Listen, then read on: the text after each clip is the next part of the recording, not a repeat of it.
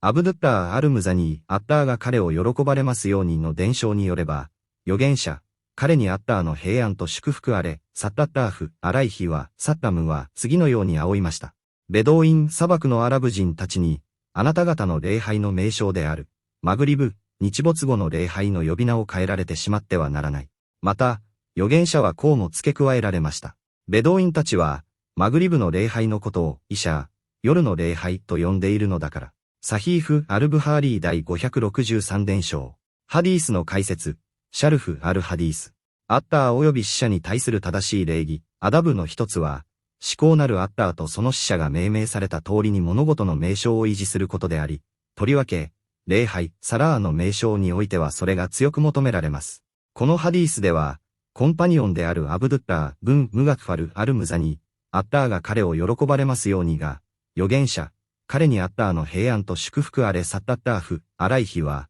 サッタムの次のお言葉を伝えています。ベドウィンたちに、あなた方の礼拝の名称である、マグリブの呼び名を変えられて、乗っ取られてしまってはならない。ここで言う、ベドウィン・アーラーブとは、都市、町に定住せず、必要に迫られた時にしか都市に入らない、砂漠、遊牧地に暮らすアラブ人のことです。なお、アラブという言葉は、砂漠に暮らす者か都市に暮らす者を問わず、この民族全体の総称を指します。このお言葉の意図は、次のようなものです。当時のベドウィンたちの習慣では、マグリブ、日没後の礼拝のことを、イシャー、夜の礼拝と呼ぶことが一般的でした。預言者はムスリムに対して、彼らの習慣に同調してマグリブの礼拝を、イシャーと頻繁に呼びかえることの内容を命じられたのです。なぜなら、ジャヒーリーや、無知の時代のベドウィンたちは名称をあべこべに扱っており、本来のイシャー、夜の礼拝のことは、